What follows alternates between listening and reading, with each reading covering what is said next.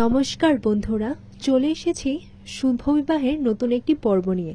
আজকের পর্বতে কি হবে সেটা চলো দেখে নিই। শুরুতেই দেখা যায় ঠাম্মি সুধাকে বলে, আমি যেন ঠিক 5টায় তোমাদের বাড়িতে দেখতে পাই, এর কথা যেন কোনো অনর্থ না হয়।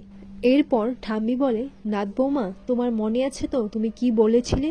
তুমি বলে এসেছিলে যে তুমি আমার মায়ের পুষ্পরাগের নেকলেসটা আর আমার তেজ দাদুভাইকে এই বাড়িতে সুস্থভাবে ফিরিয়ে নিয়ে যাবে।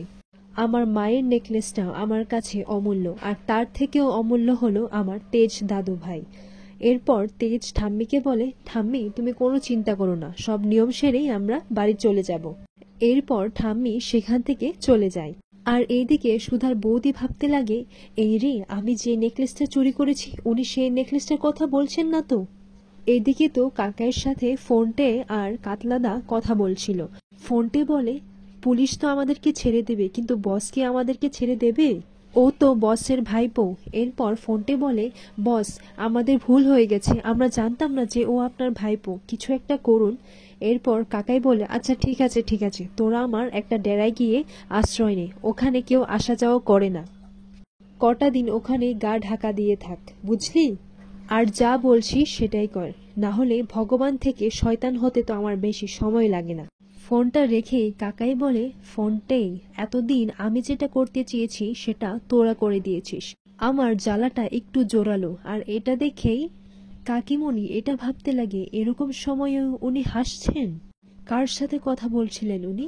এরপর অন্যদিকে দেখা যায় সুধা তো সেই নেকলেসটা খুঁজতেই জানপ্রাণ দিয়ে দিয়েছে, কিন্তু কিছুতেই সে নেকলেসটা আর খুঁজে পাচ্ছে না।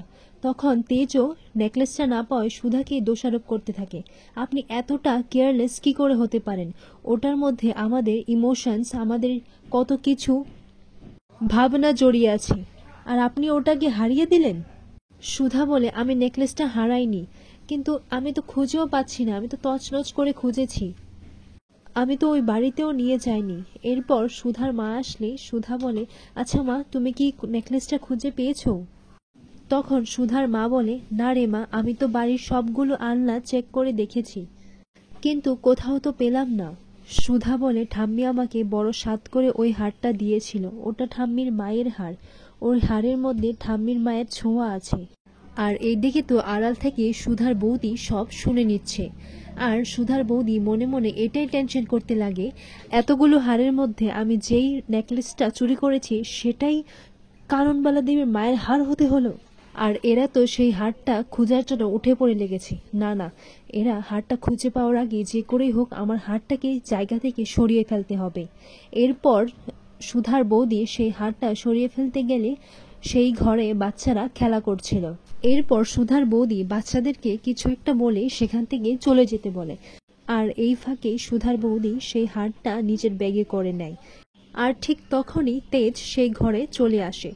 তেজ সুধার বৌদিকে দেখে মনে মনে এটাই ভাবছে, উনি আমার থেকে কিছু লুকানোর চেষ্টা করছেন না তো? আর সুধার বৌদি তো ভয় পেয়ে যায়, কারণ ও এটাই ভাবছে যে তেজ কিছু দেখে ফেলেনি তো। তখন তেজকে বলে, জামাই আমি একটু বেরোবো, কেমন? সুধার বৌদি তাড়াহুড়ো করে সে ঘর থেকে বার হতে যাবে, এমন সময় সুধা এসে বলে, দাঁড়াও বৌদি। সুধা বলে, তুমি কোথায় যাচ্ছ? এরপর সুধার বৌদি বলে, আমি আমি তো মন্দিরে যাচ্ছি, কাল জামাইয়ের এত বড় একটা বিপদ ঘটলো, তাই আমি মানত করেছিলাম। তখন সুধা বলে, এখন পুজো দিতে যাবে? এরপর সুধা বলে, আচ্ছা বৌদি, আমার নেকলেসগুলোর মধ্যে একটা বাক্স পাওয়া যাচ্ছে না, তুমি দেখেছো? সুধার বৌদি বলে, গয়না? না, আমি তো দেখিনি, তোর সব গয়নাগুলো তো ঝিনুক তোর বৌভাতের দিন সব ওই বাড়িতে দিয়ে এসেছিল, তুই ঝিনুককে গিয়ে জিজ্ঞেস কর। তুই আমাকে কেন জিজ্ঞেস করছিস? শোন সুধা, তোর গয়নাটা যদি আমি দেখতাম না তাহলে নিজের কাছে গুছিয়ে রাখতাম। আর তুই কেমন রে, তুই নিজে হারিয়ে তুই এখন তো দেখছি তুই আমাদের বাড়ির সবাইকে চোর বলাবি রে। এরপর সুধা বলে, বৌদি আমি তো শুধুমাত্র জিজ্ঞেস করেছিলাম। এই বলে সুধার বৌদি সেখান থেকে চলে যায়। তখন তেজ সুধাকে বলে, আমি কিন্তু আপনাকে বারবার বাঁচাতে পারবো না। তেজ এটাও বলে, অনেক বিশ্বাস করে আমার ঠাম্মি আপনাকে আর আপনার বাড়ির লোকেদের এই গয়নাগুলো আপনাদের হাতে তুলে দিয়েছিল। এই গয়নাগুলো খুঁজে না পেলে আমি কিন্তু আপনাকে আর বাঁচাতে পারবো না। ভালো করে খুঁজুন, যেখান থেকে পারুন আপনি সেই গয়নাটা নিয়ে আসুন, আর না হলে চিরকালের মতো আপনি এই বাড়িতেই থেকে যাবেন। অন্যদিকে দেখা যায় অদিতি মানে সুধার বৌদিকে বাজারের দিকে যেতে সুধার ভাই দেখে ফেলে আর অনেক ডাকাডাকি করায় সে মুখ লুকিয়ে চলে যায়।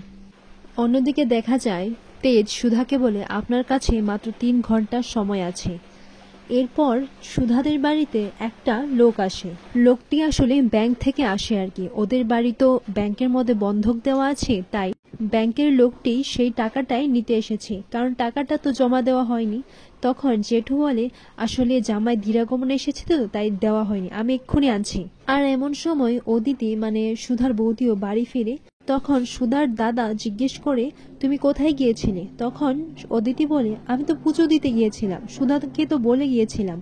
তখনই দেখা যায় অদিতির ব্যাগ থেকে একটা কাগজ পড়ে যায় মাটিতে। এরপর লক্ষ্মী জেঠিমণি ম্যানেজারকে সেই টাকাটা দিলে ম্যানেজার সেই টাকাটা গুনে দেখে যে এখানে তো 1 মাসের ইনস্টলমেন্ট কম আছে। তখন ম্যানেজারটি বলে আপনারা কি আমাদের সাথে ইয়ার্কি করছেন? এখানে তো 1 মাসের টাকা কম।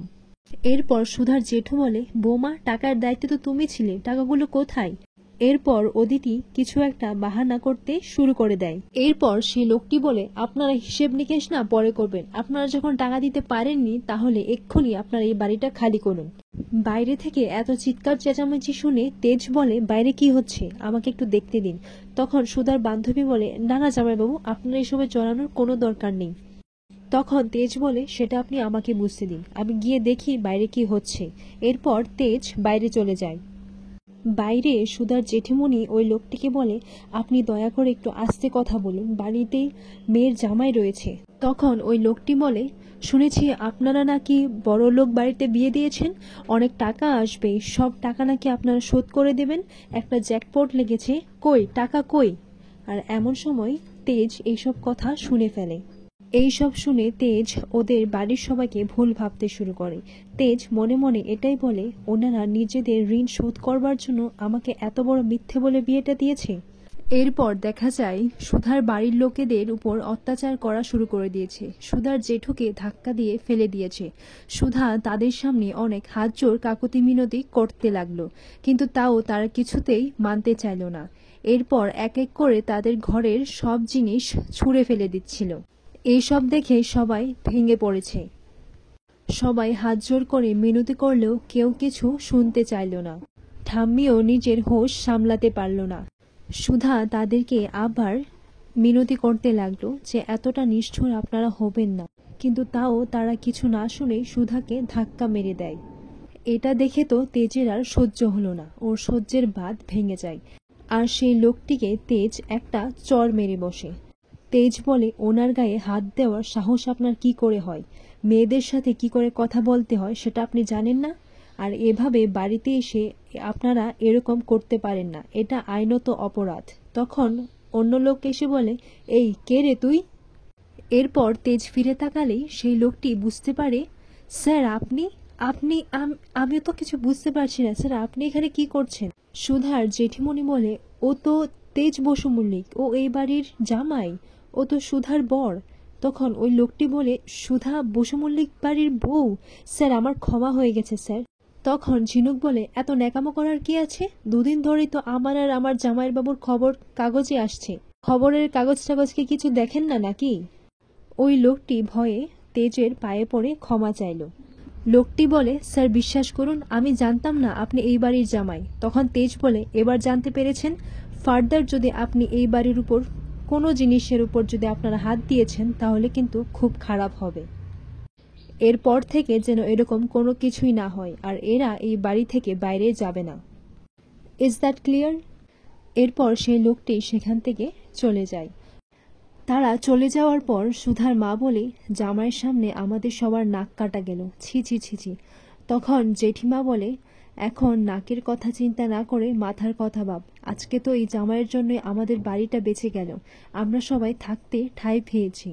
তখন সুধার বৌদি বলে একদম ঠিক বলেছ মা, এখন তুমি শুনলে না ব্যাংকের লোকেরা কি বলেছে, এখন থেকে সব কিস্তি টাইমে পৌঁছে যাবে, তার মানে জামাই এখন থেকে কিস্তিটা শোধ করে দেবে।